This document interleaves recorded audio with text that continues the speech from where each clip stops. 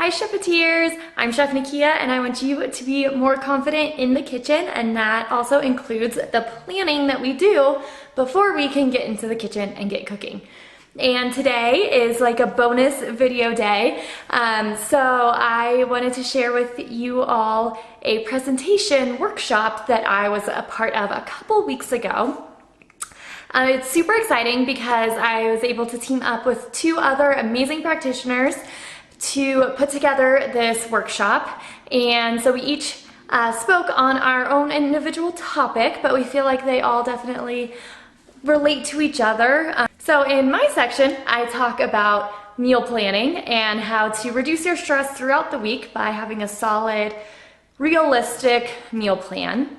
Carrie is the nutritionist and she discusses gut health and ways to support your gut health. And then Gitit is a psychotherapist and she teaches about a lot of different relationships. So your relationship with yourself and your relationship with food and your relationship with others, and just how everything is so interconnected.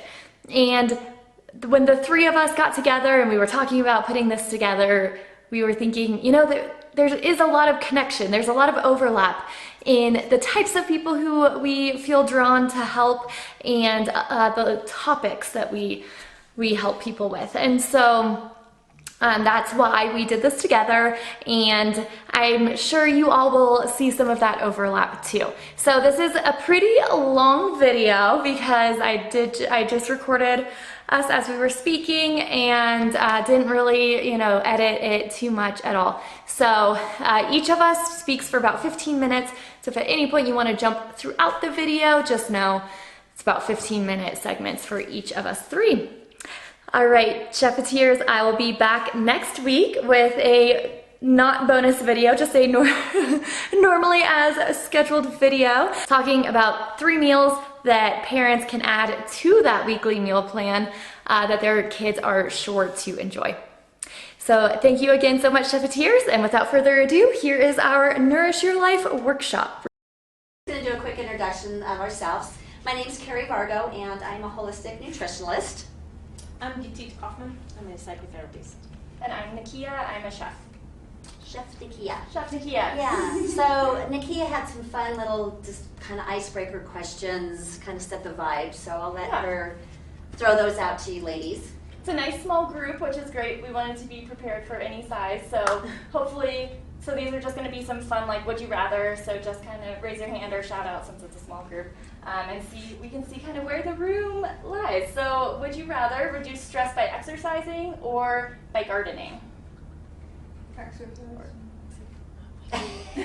Neither. Okay, neither exercise nor gardening. Meditation, watching reality TV, both. Okay. Oh, that's good. Okay. Coffee or tea? Coffee. Tea. If it's flavored coffee. Yeah. Barbecue or pizza? Pizza. Yeah. Pass. Neither. Tacos maybe? No, still no. Paddleboarding or kayaking? Paddleboarding. Yeah. Kayaking. Oh, Yeah, you guys maybe should get And would you rather listen to a podcast or watch a YouTube video? Depends. Yeah, depends on the subject. Welcome. We're just doing some fun Perfect timing. questions. Yeah, you're typing. We were just having some fun doing a little kickoff. So welcome. Thank you for coming. Yeah. And then I think the last one, just what was one fun thing that you did today? If you want to share. I gardened and hiked. Ah, amazing. Wow, look at you. I read. Overachiever. Red. Any book recommendations for the group? No. Okay. So as mentioned, ladies, my name is Carrie Vargo, and I am a holistic nutritionalist. And after completing my education with holistic nutrition, I walked away and I felt like I really had this great understanding of gut health and the whole relevancy of our gut health to our overall health. But I wanted to know more, and I wanted to be able to give my clients results, because after all, that's why they're coming to see me, right? So I wanted to get to the root of their issues by putting together a customized healing protocol based off of objective data.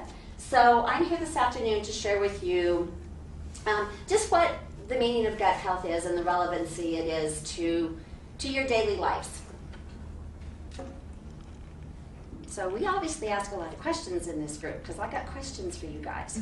How many of you have ever experienced digestive issues such as bloating, discomfort? Pretty much like all of us, right? How about, have you ever felt low on energy or just trouble concentrating throughout the day? So could your gut be a factor? How about trying different various supplements and diets and in your quest for overall health? I think it's kind of safe to say that we've all been there, done that. How about feelings of stress or overwhelmed? Like, right, it's 2024. So did you know and realize that there's a definite and direct connection between your gut health and your well-being? So I understand like the frustrations of bloating and low energy and mental struggles. So hopefully today you'll walk away with some insight and some clarification on the relevancy with your gut health. So in response to the questions that you answered, you guys already have an awareness on the impact that your gut has on your life daily. But what I'm going to cover is what is your microbiome, gut health and disease prevention, nurturing a healthy microbiome, practical steps for gut healing, and then my fave, test, don't guess. So your health truly does begin in your belly, and there's been no better time to be a gut than right now because there's so much research that has been done that is continuing to be discovered. So we're just going to touch upon this overlooked thing called the gut in relation to your health. So our body there's estimated 3 trillion cells in our bodies. And 1/3 of those are not human, which is kind of mind-blowing when you think about it. First time I heard that, I thought it was kind of creepy. So that makes 70 to 90% bacterial. And another fun fact is 90% of your unique genes that's in each and every one of you ladies is bacterial. So kind of pocket that away and think about that as I continue on with my presentation. So we hear a lot of terms with gut health anymore, right? And one term is your microbiome. So what exactly is this thing called your microbiome? And it's a complex community of microorganisms. So that includes bacteria, viruses, fungi. The largest concentration of these bacteria are on our skin and in our gut. So when I say gut, I'm talking about like our whole digestive system, our gut, our intestines, our large intestines. And the gut's a great place for these little dudes to hang out because it's protected, it's warm, and it gets fed. So again, there's a little factor to pocket away. And by the time you're 2 to 3 years old, your gut microbiome is already established, and it resembles that of an adult's. So if you've got littles or no littles, it's important to be fueling them correctly and setting them up. I skipped. So this microbiome it doesn't just reside in your gut. It doesn't just hang out there, and that's all it does is squat off your stomach. But there's a definite connection and relation between your gut and your body. So I used to think, way back when that you're hungry, you ate food, it gave you fuel, it gave you some nutrients, and that was, food in, food out, boom, done. But there's a lot more to the body and the gut as far as outcome and functionality. So I'm just going to touch upon some things that the gut-body connection have. One of those is nutrient absorption, digestion. We kind of talked about those, and we kind of all know about those. Immunity. Your gut has a lot to do with your immune response. Mental health, skin health, hormone regulation, detoxification, blood sugar regulation, inflammation control, vitamin synthesis, energy metabolism, and digestive motility. And every time I read this, I still am blown away because, like, you know, again, we think of it just as a place where our food is digested or we get nutrients absorption, but this is quite an extensive list on our overall health and well-being and the different systems that it is related to. So you think, okay, this gut's a pretty important piece in our health equation, but then it also trickles down to disease prevention, right? So if it affects all the systems that I had listed, then obviously if it's healthy, we can control disease prevention as well. So another term that we hear a lot is dysbiosis, right? We hear the microbiome and we hear dysbiosis. And what exactly is this dysbiosis?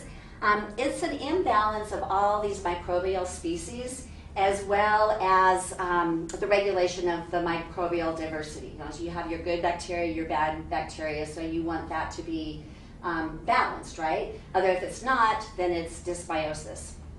So, in other words, the beneficial bacteria is minimalized and the opportunistic bacteria or the harmful bacteria is increased. And research has shown that there's a definite correlation between dysbiosis and chronic disease. So they have found it in correlation to cardiovascular disease, obesity, autoimmune conditions, IBD, irritable bowel disease, IBS, irritable bowel syndrome, your central nervous system, as well as your mental health. And we see a lot of mental health issues going on in this world nowadays, and I am convinced there's a lot to do with our diet. So why is dysbiosis harmful? One reason is inflammation. Our gut is a major player in inflammation, which then rolls over to the underlying factor of chronic disease. So some bacteria contributes to an inflammatory response, and then others are anti-inflammatory. The other thing where inflammation comes in is dysbiosis has a lot to do with leaky gut. We hear a lot about leaky gut, and that equates to inflammation. So that is one reason that dysbiosis is not a good thing. Another is metabolism and nutrient absorption. So a disruption in the gut health leads to metabolic disorders like diabetes and cardiovascular disease. And immune regulation. We've kind of touched upon that with the inflammation, but the gut also plays a major role in our immune regulation. So a dysregulated immune response is going to equate to autoimmune conditions. And altered gut-brain neurotransmitter activity. So this influences our mental health. So an imbalanced gut microbiome is going to affect the brain signaling with these neurotransmitters. So, you know, and these neurotransmitters have to do with our reactions, our mood, and our behaviors, right? So we can be so healthy, but if we don't have that brain balance, it's kind of irrelevant, isn't it? If you're, you know, have poor judgment and moods and all these things that impact our mental well-being, as well as inflammation in our gut affects the blood-brain barrier of these neurotransmitters passing over and then doing their job as intended. So let's talk about factors that influence our gut microbiome. Diet, surprise, right? Different types of food alter the composition of our gut microbiome. So we need to be mindful of what those foods are, and we'll talk about that later. Lifestyle, factors such as stress, sleep, exercise, and medication, they have a huge impact on your gut microbiome. Genetics, genetic predisposition also influences and has a large impact on your gut microbiome. So remember we talked about 90% of your unique genes are bacterial. So then it really kind of makes you think about what you're putting into your body and what we're doing, right? You know, whether it be diet, lifestyle, exercise. And environment, so exposures to toxins, which that can be environmental, it can be hygiene products. I read something that us ladies, before like 8 o'clock in the morning, we put something like 300 to 800 like toxins on our bodies, whether it's perfume, makeup, lotions, if you look at all the ingredients. So kind of is food for thought. So like I said, toxins, antibiotics and medications are another factor to think about. So when you take an antibiotic, it's not selective, right? It takes out the good, the bad, and the ugly, so you completely wipe out everybody. So obviously there's a time and a place for it, but if you over-abuse antibiotics and medications, then it totally disrupts your microbiome. Does that make sense? So it's just something that you need to be mindful of. So practical steps for gut healing is a diverse diet. So you want to consume a wide range of food that has a variety of nutrients, so you're fueling this good bacteria. It's foods such as fruits, vegetables, whole grains, and of course fermented foods like kefir, yogurt, sauerkraut, kimchi. And then fiber is another, I say steps for gut healing, it's also just for gut health, right? So fiber acts as a prebiotic fuel that fuels the good bacteria. So foods such as legumes, nuts, seeds, oats, and fruits like berries and apples are good sources of fiber. And limit processed foods. So just another reason in the long list to limit processed foods, right? So highly processed foods, high in sugar, high in unhealthy fat, they disrupt the balance of our gut. So again, start slowly reducing, and I guarantee you're going to start feeling better, and then maybe ultimately eliminate. So that's in the processed foods, sugary beverages, fast food. Probiotics. They're live bacteria and yeast that they offer health benefits when consumed in adequate amounts. So you can find probiotics in supplemental forms or in dietary forms. So again, that would be like your fermented foods, your yogurt, your kefir, kombucha, and tempeh. One little snippet that I'd like to add is just make certain and be mindful of these products that you're buying, because most of the stuff, they don't have live cultures in them. If you go into King Soopers and buy Yoplait yogurt, I guarantee you there's no live cultures in there. After my presentation, come up and ask me, and I can tell you kind of something that you can do to make certain that what you're buying, maybe at King Soopers and Safeway, brand-wise, is going to have those beneficial bacteria and yeast. And lastly is stress management. Chronic stress imbalances our gut microbiome. So, and obviously in our world today, we deal with a lot of stress, and so we all are individuals. How you manage your stress is going to be unique. We did the, what ifs, what Nakia started, and we're all different. So find something that resonates with you, but just give yourself a little self-love, self-care, and manage it daily. So whether it's gardening, dancing, hobbies, painting, we hear a lot about yoga, meditation, time in nature, and exercise. Those are all wonderful things, but we're all different. So just find the thing to manage your stress that speaks to you.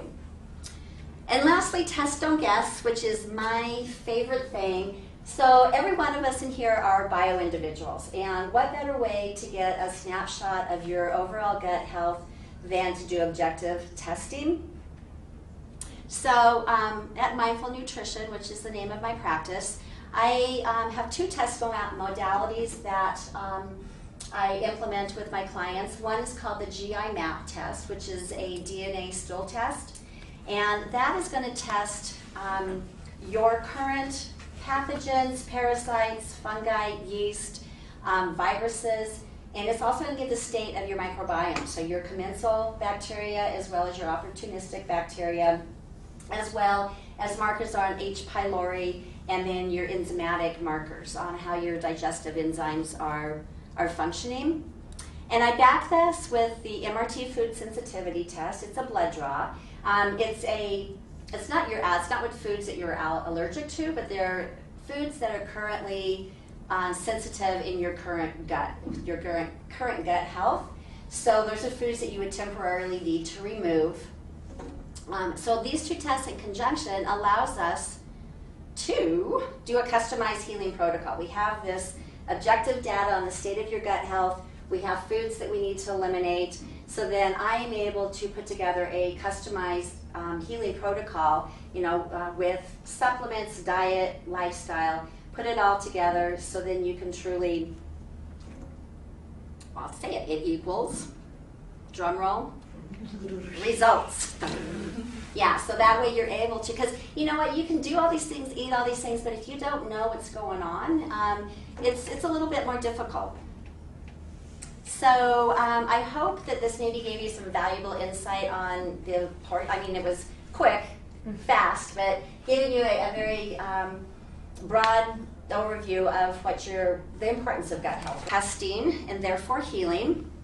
I put a QR code up here, so if you'd like to schedule a 30-minute free consultation and learn more about gut health and testing, I love nothing more than to talk about that. So without further ado, I'm going to pass the baton on to my friend Nakia. This enables you to plan meals, to feed that gut healthily, and when you have a meal plan, you're not stressed, right? And we talked about the impact on stress on our gut health.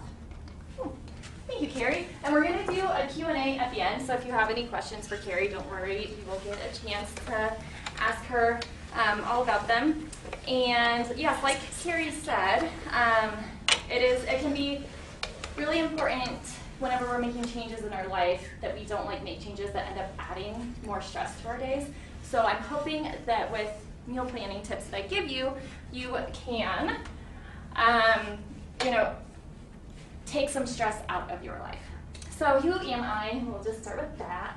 I am Chef Nakia, and through my education and my work experience, I realized that what I'm really, really passionate within the world of food is creating recipes and helping people become more confident in their kitchens at home. You can teach people to fish or you can just fish for them. I'm definitely on the I want to teach people how to fish side of things. And so cooking at home is so great for so many reasons, whether it's how you like to express art or love for your family, your creativity. Maybe it's one of the ways that you reduce stress, or you just want to save money, or whatever the reasons may be, right? You may want to cook at home more, but let's be real, cooking at home takes more time, more physical energy, and more mental energy because of all of these reasons here. And so today, we're going to focus on the meal planning aspect of it because it's the top of the list. And in creating a thoughtful, realistic meal plan for the week ahead, we can save time and energy in all of these things that follow. So that plan can really set us up for success with the recipes and allow us to be able to do more of the rest of these whenever we feel like it fits into our lives. So the first step to meal planning is choosing your tool for meal planning. And it's okay to kind of try a few different things to figure out what works, but I do recommend choosing one and sticking with it for a couple months. That way it'll help you build the routine and build the habit, because if you're constantly switching from one to another, you may never get consistent. So once you choose one, stick with it for some time before saying, no, this didn't work, let me try a different one. So of course there are physical options, something like this. Also there are digital options, and that can be great, especially if you like to grocery shop with it on your phone, because you can access it from anywhere. With a shared spreadsheet, you could even share that with neighbors or friends, and everyone can put their meal ideas all on the same spreadsheet, so it's a never-ending list of meal ideas. Meal Planning Club is something that I run, and I organize cohorts into the time and day that works well for them. We meet virtually, and what we're doing today is a very condensed version of a meal planning club. And then Chef at Table is my online subscription, and next week's dinners is the portion of that where I send my clients the amount of dinner recipes that they've asked for. So for some people, they might say, I only like to cook at home twice a week. Others, maybe 4. So I'll send them that number of dinner recipes along with the shopping list. That way, the dinners portion of meal planning is already done. Does anybody need a meal plan guide? Whatever works well, because I want this to be very hands-on. Leave here, with a meal plan for the upcoming week. So we're going to start with dinners because a lot of times that is kind of the sticking point, right? It's the first thing we think of. So write down any evening commitments that you have coming up. Also, if you need to pull out a digital calendar or anything, go for it. So these evening commitments might either take place of dinner, like a sports banquet, or it might make the time that you have to make dinner and shrink it a bunch. And then I like to highlight in green, but you can highlight or put a star wherever, by the days when you know you'll have a good amount of time to cook, whatever. It feels like a good amount of time for you. And then with a different color highlight or with a different symbol, put next to the days when you will not have very much time and you're really going to need to rely on convenience foods. And don't worry, convenience foods is not just fast food. So this is maybe what your meal plan or the meal plan of a busy mom might look like. Sunday, and Saturday we might have more time to cook, but then during the week things get crazy. So let's talk about those convenience foods real quick. So from the grocery store, we have a lot of options that we can just add to our shopping list, like the deli prepared foods or from the freezer section. Even like at the butcher counter, sometimes they'll have pre-marinated or kind of prepared dishes that then, or portions of entrees, I suppose, that then you can go home and cook pretty quickly. And then meal kits also, in the last 3 or 4 years, they've started having those easy to grab at the grocery store there. And then at home, you can consider last night's meal, like the leftovers from last night's meal, as a convenience food for today. Also, if you get in the habit of making a big batch meal, on those days when you have a lot of time to cook, then you can freeze those leftovers. Just make sure that you label them and date them before you put them in the freezer, because how often do we look through our freezer I have no idea what that is anymore. But big batch meals are things like casseroles or big pots of soup, maybe crock pot meals, enchiladas, those kinds of things where every time you make them, it's more than what you and your family eat. So if you don't want to eat them for leftovers right away, freeze them, and then you kind of get out of jail free card later on. And then you can also create your own meal prep kits. If you do already meal prep at home, you could portion out some veggies and things in a food storage container together. That way when you go to cook, you just kind of get it right on the heat and you're good to go. And then outsourcing, of course. So if you're going to dine out or anything, support local, right? Support small business if possible. Or create a bartering system with your neighbors. Maybe you have someone next door who is also in a similar life situation. You can bond over that, and then they can cook extra of a meal one time a week for you, and you can do the same for them. Also, if you have family or close friends in the area. Proximity though, when you live close to each other, it makes this way easier. And then you could also order from a meal kit, hopefully local, company too. So those are just some kind of out of the box ideas of convenience foods, because sometimes we could maybe make decisions to go to a fast food or something like that, not because we really want to, but because we feel like it's our only choice. And so I think just keeping these other choices top of mind, that way whatever decision we make, we feel like we have the freedom to make the decision that's best. So this is kind of an example of the meal plan for dinners filled out. So we have leftovers being used twice here. And then convenience foods, a frozen stir fry there. And then we're gonna have some fun, get the grill going because it's so nice outside, right? And do some grilled salmon, asparagus, and farro. Alrighty.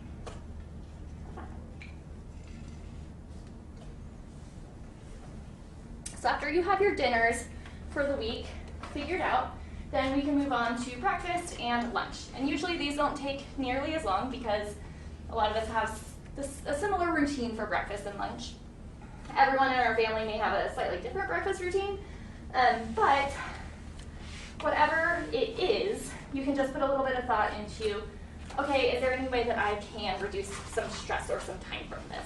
So maybe it is, prepping some stuff the night before, or one day you prep for different batches of overnight oats, and you only have to do it one day, and then you have easy to grab options. Also, do you tend to always get hungry at 9:30 a.m. or 10 o'clock, and you're like, I don't really want to go like get an early lunch, but I kind of want a second breakfast. So could you instead just go for a heartier option in the morning, or could you prepare and have with you a second snack or second breakfast? And then those similar questions can kind of apply to lunch also. Like, do you typically try to eat lunch as quickly as possible, where you need everything already prepped and packed? Do you take it with you, or do you have some time to, build a sandwich at your house? So do you need on-the-go opportunities or not? And don't leave out lunch as a great opportunity to eat up leftovers, especially if you have a family and you only have like 1 or 2 servings of leftovers, so it's not gonna feed the whole family. You can just eat those for your lunch the next couple days, if that's exciting to you. So, oh, and then, of course, I almost forgot.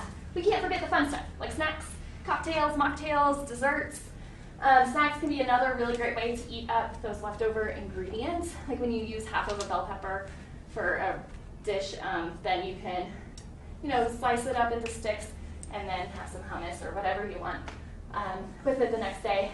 And then cocktails, desserts, and breakfast, I find a lot of times some of the ingredient leftovers can be used within each other. So if you like fruitier breakfasts, then maybe you can also use that fruit in a dessert or a fun mocktail, whatever you want to do to kind of make your week more exciting. So here's a more filled out version. And not all of them, but some of these recipes are over there. So feel free to grab some of them on your way out if you want to. How are we doing? Do you have any questions? Do you feel like, okay, there's a meal that I need some ideas, or I know I'm gonna have leftover of a certain ingredient. Do you have any ideas of what I can do with it? No? What's a good thing for lunch to use with like leftover chopped up chicken? Leftover chopped up chicken. Yeah. So the tzatziki chicken bowl that I have over there is a delicious option. On the recipe, I have you cooking it with lemon zest and some herbs, but if it's already cooked, you don't have to do that. So there's zucchini and carrots, but you can kind of swap in whatever leftover ingredients you have on hand. So cucumbers and tomatoes and olives and all kinds of things. And then there's a tzatziki sauce recipe that you make at home if you have a food processor. It's pretty quick, or you can buy a tzatziki sauce too. Oh, and it's pictured here. It's right there. That's a good one. Also, if you like chicken salad, you can make it a chicken salad. I like using like grapes and celery in mine. Yeah.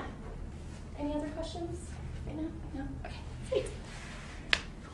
So meal planning like this is a great way to start, but I wanted to include a few other tips for as we go down that list of all of the things that go into cooking at home.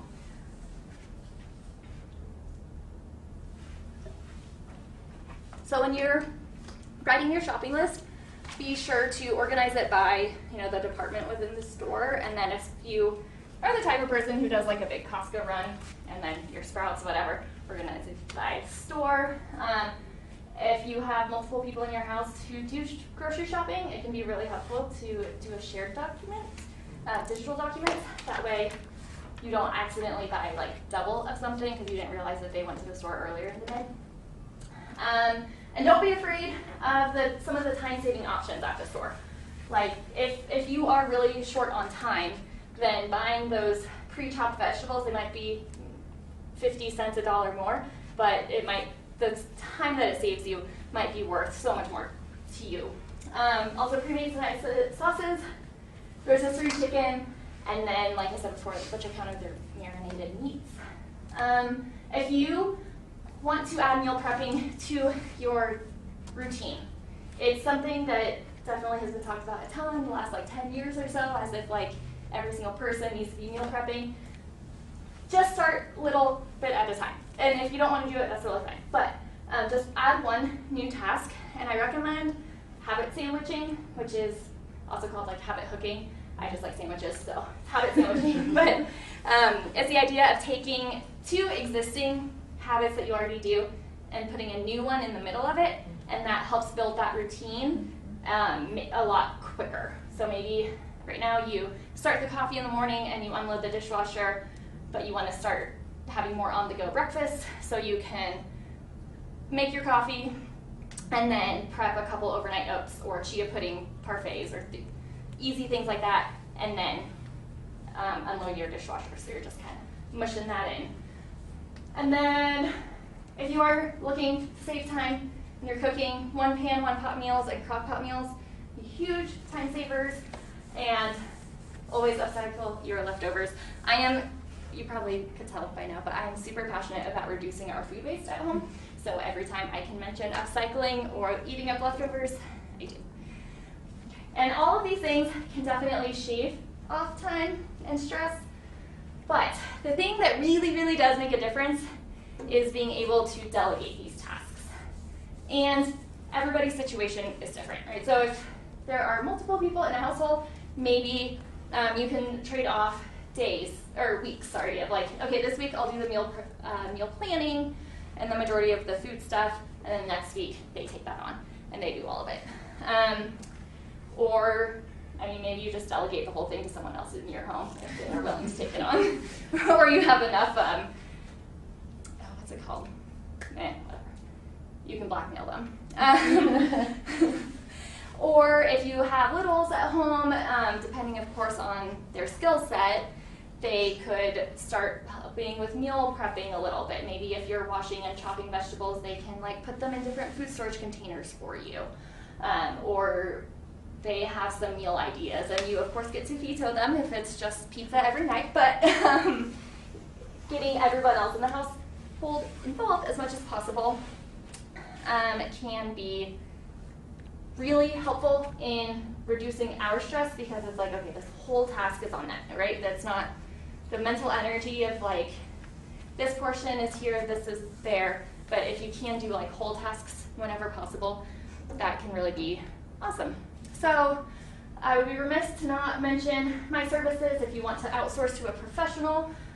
Here in the Denver and Castle Rock area, I do grocery delivery, and I have a digital cookbook of over 250 recipes. So the ones over there, that's 5 that I pulled out.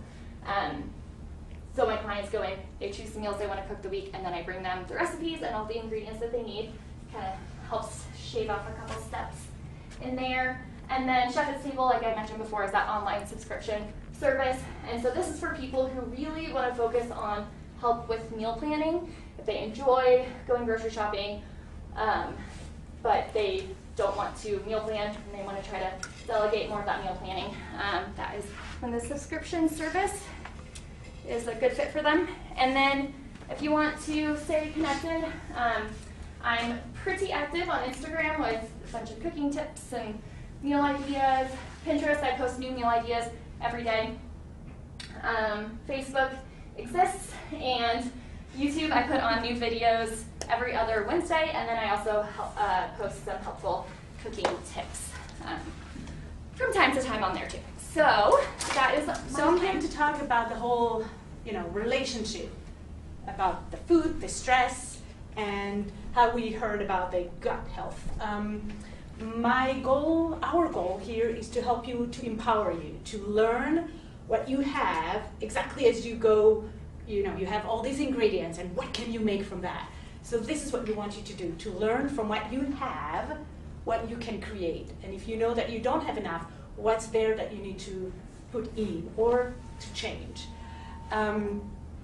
So knowing, as we mentioned before, that when you plan ahead, it's actually saving you time and stress.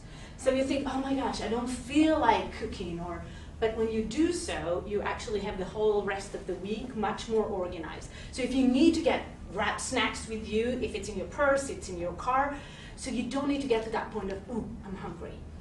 So it just helps to get ready. So who I am, I'm Gitit, I'm a psychotherapist, and I work with people that experience grief or relationship issues. Relationship not just with others, but with ourselves, and food is part of that. So in my first session, I'm kind of trying to collect as much information from you guys to to learn about your coping skills, your sleep, your eating habits, just to see how you're managing and the cycle that you create in your brain, the mental, emotional, physical, and spiritual, as a way to change that, to create a healthier lifestyle and a better behavior and relationship with yourself and with others. That brings me to, I see nutrition as an emotional subject. Otherwise, like if I'll tell you, hey, you know, why don't you just look at that and don't want to eat that, it's hard because that relates to the relationship we learned from other people. So it is, that's why I kind of divided that subject to three elements: the relationship within us, what we learn from other people, the relationship with others, and how that relates to our spirituality. I know you said it wouldn't, but you'll see. So knowing that we do not live on island, we are part of our society, of our where we are. So we are impacted by that, and we need to be aware of that. I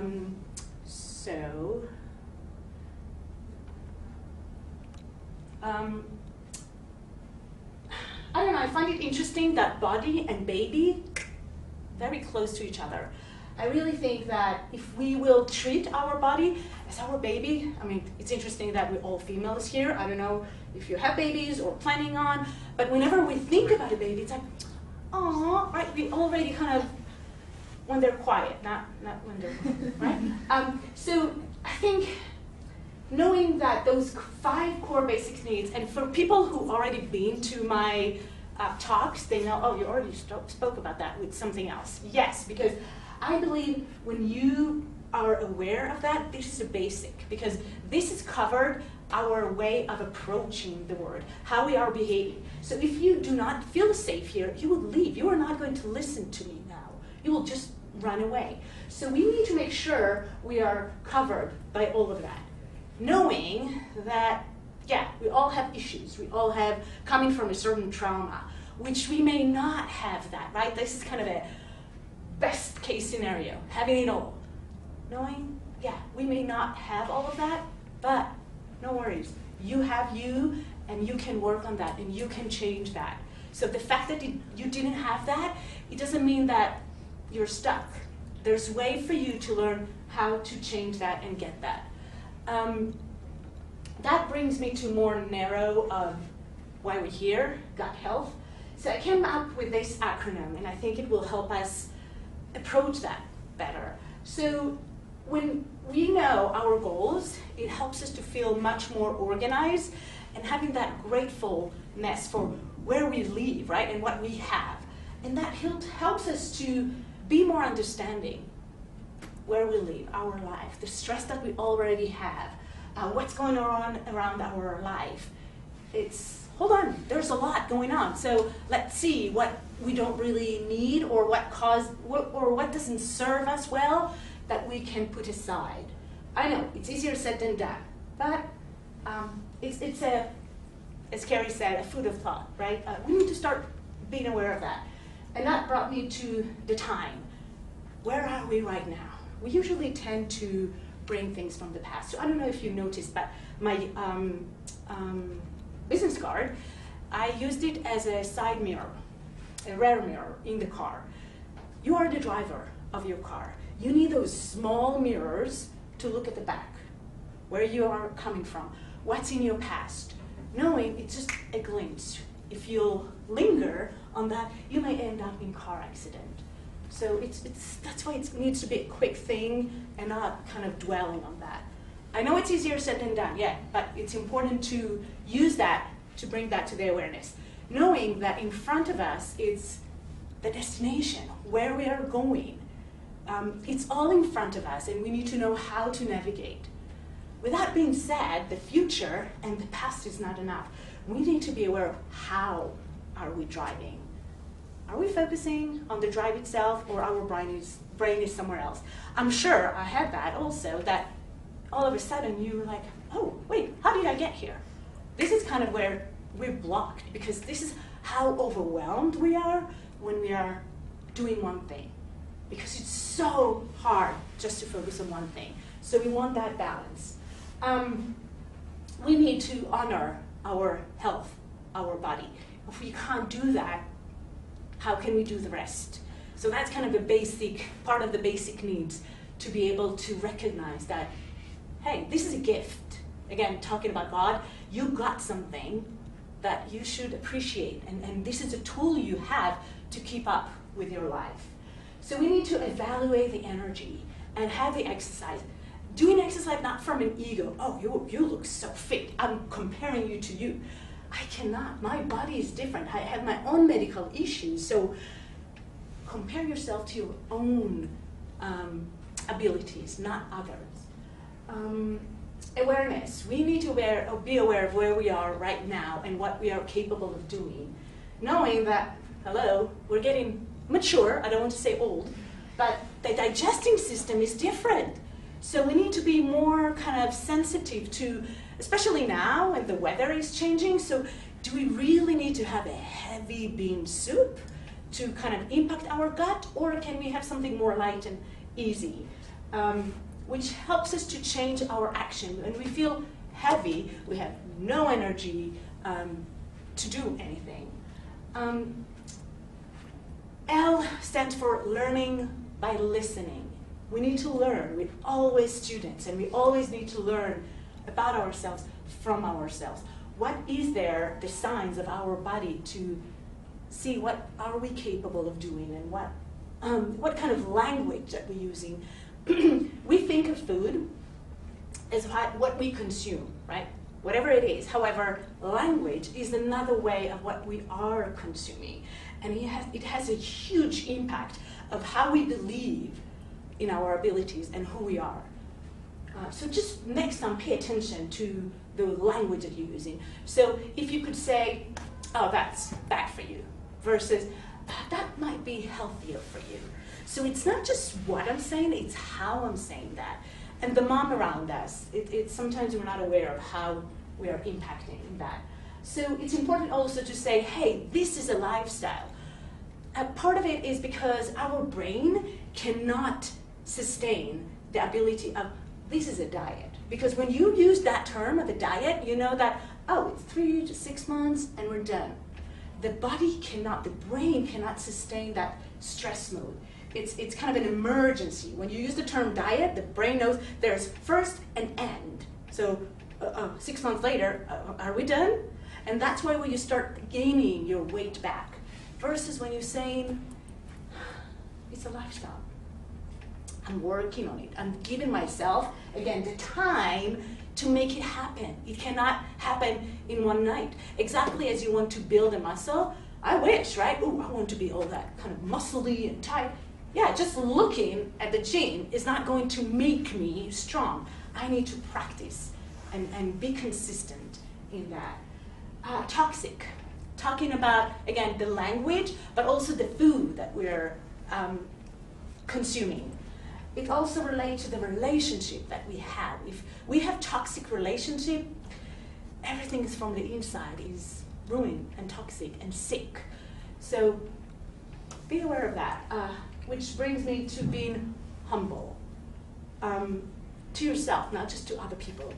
Because you cannot be kind and nice to others when you're not nice and kind to yourself. Which brings me to culture elements that I just kind of noticed that there's a lot of social expectations of how we should look like. Today, there's a thing of being slim, right? That you can see your bones. We see that on social media, how, oh, she looks amazing, right? That slim considered to be beautiful. If you will say 50, 100 years ago, actually being healthier considered to be more attractive. So this is where we live. It's the culture that teaches us certain elements that we learn to believe in them, if they're right or wrong, or it's true for us or not. So we tend to compare ourselves to others, if it's social media or even in our family, which brings me to the family dynamic, right? When we have, I know I'm doing it sometimes, it's mainly with my husband, but it's something like, do you really have, I'm not saying it, but my look said, do you really have to eat that? And I'm looking at his belly because I have that in my mind. Why do you need to have that? So that impacts not just my dynamic with him, but also my dynamic with my daughters. So as a parent, we really need to be careful of what we the way we approach to it and how that we perceive by people around us. And we put our expectations pretty high, which this is how the big drop is of disappointment. So we want that to be in line, as we heard before, kind of to learn to balance that. And again, we're most of us females here, and in our culture, we learn that as a female, you're the last. There's other people to be considered more of. So that also part of this, that I don't have time, I just need to, and move on. Hold on. You first need to put yourself there to have enough energy, to be strong and healthy for the people you love. And there's these cognitive distortions that, oh, only if, then, right? It's always like, it's all or nothing. All of that really impacting our approach to life. Bad emotions. I don't want to feel angry. I don't want to feel sad. So we don't like that uncomfortable place. So we tend to get rid of it. By what? Food, right? If I eat, I'm pressing it down. I don't feel anything. Guess what? It floats back up. So it's kind of trying to ask to be more sensitive to how it works, because that really, the immediate gratification, sorry, right? We want the quick stuff. And that brings me to our eating habits, right? We need to be careful and to be aware of what we eat, how we eat, when we eat. And are we really truly aimed our body to that, or we're kind of watching TV and focusing on something else instead of looking at the food? That causes a lot of body image and mood issues. Exactly as Kerry mentioned, the gut is like our second brain. That it causes a lot of inflammation. When we do not eat healthy, that sends signs to our brain that something is imbalanced, is not right. So you feel heavy, you feel less good about yourself. And that impacts the whole approach to your daily life. So we need to process the unprocessed childhood that sits on that eating habits and the way we have that relationship with food, because this is where we feel stuck. As parents, again, as we said, we pass it along, if you like it or not, with the language that we're using, or even in the non-verbal language that we're using. And we need to be careful about that, because that causes a lot of emotional eating issues, that we're binge eating or anorexia, that we're like, oh, we do not believe we deserve. So we need to numb those feelings by either not eating or consuming more than we need, because we're not thinking, we're just not there. We're reliving the past. So we're trying to numb the anger, the shame, because we do not feel comfortable. So again, when it comes to nutrition, we need to pay attention to the stress that it causes and the self-worth, which that brings us back to those 5 core basic needs. Do we really get that? So we need to learn to listen to the signs of our body and not avoiding them. And as Nakia mentioned before, we need the time and the practice. It doesn't happen all of a sudden. It's considered work.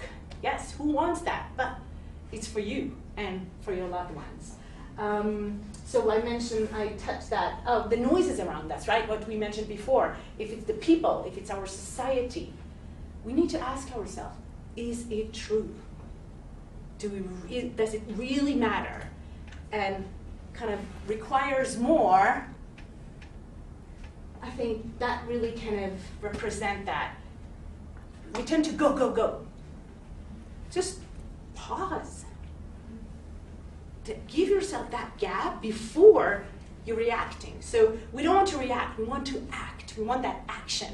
But without pausing and thinking and providing that space, we cannot really feel the freedom or really nourished and feel healthy within us.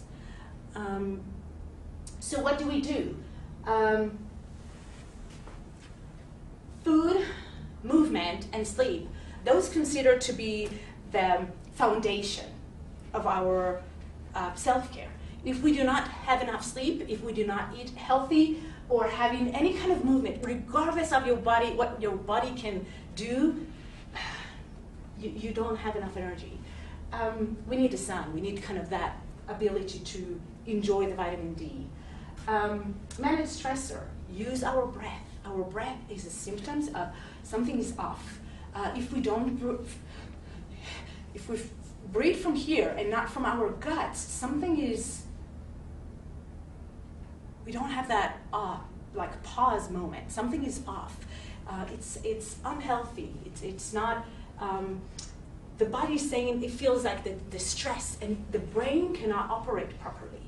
So we need to give ours that rest time, because when we rest, actually, we think, again, going back to culture, no time for rest, right? But when we are resting, our body is able to recharge and being able to think and operate in a healthy way. Yeah, it's never too late to work on your issues, regardless of what they are or how old you are. We need the self-compassion and seeking support, if it's with friends or any kind of professional help. By the way, when we were talking about, finding joy, it's again, as Kerry mentioned before, any kind of hobbies that,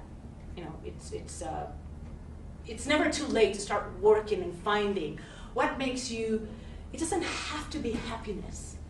It needs to help you feel like ease with yourself and satisfied, because the happiness will end. The satisfaction is much more grounded. It's much more meaningful. So that's something to consider. It's talking about home. Right? Now it's spring cleaning. It's all about cleaning the outside of us. This is your home. This is when we need to work when it comes to the guts of cleansing and making sure we're treating and we're taking care of our body the way it deserves. So it's from the outside in. If we are not taking care of us from within, we're not balanced. So we need to validate our emotions. As we mentioned before, there's no good and bad emotion. It's a salad of emotion. We can't have feeling happy without being sad, without being like depressed, right? But it's okay. The question is, how long are we with this depression? And this is where, again, we need to listen to those radars that our body is giving us. Because we are all changing. So we need to allow that change to go with it and not to kind of stop it or block ourselves from that. And we need to learn to believe in our abilities, because without that, what can we do? Start small. You don't have to do it all at once, but something that fits you, something that if you ask yourself, what can I do right now at that moment? The rest will wait. So that will give you that encouragement of continuing. So it's not about, I need a motivation. I need to know what I want to do. It's more about feeling sustained and fulfilled. It's much more important. So when we're talking about recipes, right? It needs to be just something popped to my mind that I wanted to add. The need of we need to cook, right? We need something, but sometimes our gut doesn't need heavy meal. We can have those small meals during the day, right? So we don't want feeling satisfied. We don't want to not to enjoy desserts. The desserts are there. We want to make sure it's balanced, right? So if we have that dessert today, maybe during the week, we can have something smaller, right? But it's about the portion of it. Because again, the brain needs that. It's a way of feeling good about yourself. But it's the amount. And I know you would say, yeah, if I'll start something, I can't finish. Work on it. The fact that you're saying, oh, this is me, I'm screwed, it doesn't serve you well. You need to keep yourself open and check, what can I change? What can I work on myself? that brings me to the relationship with others. By the way, today is a pie day.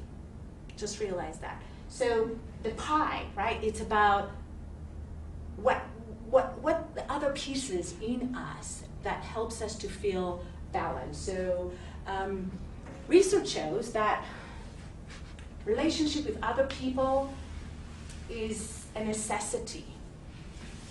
Those three elements were found in research that we need the physical, we need the touch, we need the smell, not the social media. Oh, I have this amount of friends.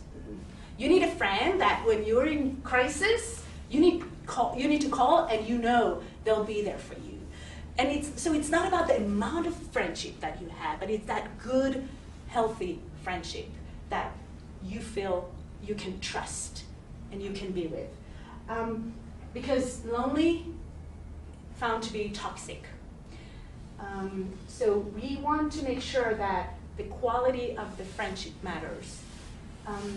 Also, by the way, research shows that when we are afraid, we eat more. Because this is how we are easing our gut feeling of quiet. And usually it's a greasy food, because the food has a lot of comfort. It brings us that comfort. So that's part of it, that where else can we find comfort? And when we lean on, we don't want to depend on, but we can lean on friends. That's what they're there for. Because it helps us to feel belong and supported and valued. So it's kind of, again, that pie feeling of how to balance me and my others. Because we need that. We need to feel valued. Again, those 5 core basic needs. And it's never too late. How old you are, you can always find friendship. So that brings me to spirituality. You would say, what's that for gut health? I believe that spirituality is our framework. This is what gives us that safe protection mode, and the rest is inside. I don't care what you believe in, whatever your religion, whatever your spirituality is, still believing in something that is bigger than you takes some stress out of you. That, oh my gosh, and I'm not saying wait, it all kind of happened to you. No, you need to be active, but believing that there's a meaning, there's a purpose for me here, and I'm here to search for it, but it's there, it's out there. We just need to hear and see it in a better way. And it's exactly as when you are in a dark, that very, very dark place.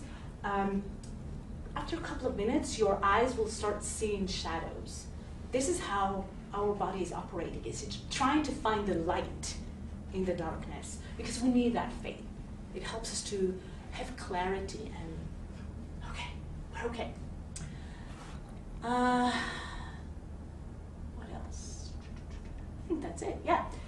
So, thank you. I mean, this is, it's a difficult statement, but I really believe it sometimes we need that kind of saying that, yes, it's a hump, but if we will gather, if we will have the right people around us, again, it's not about having relationship, it's about healthy, positive relationship, we'll be okay. And with that being said, thank you. Thank you for coming.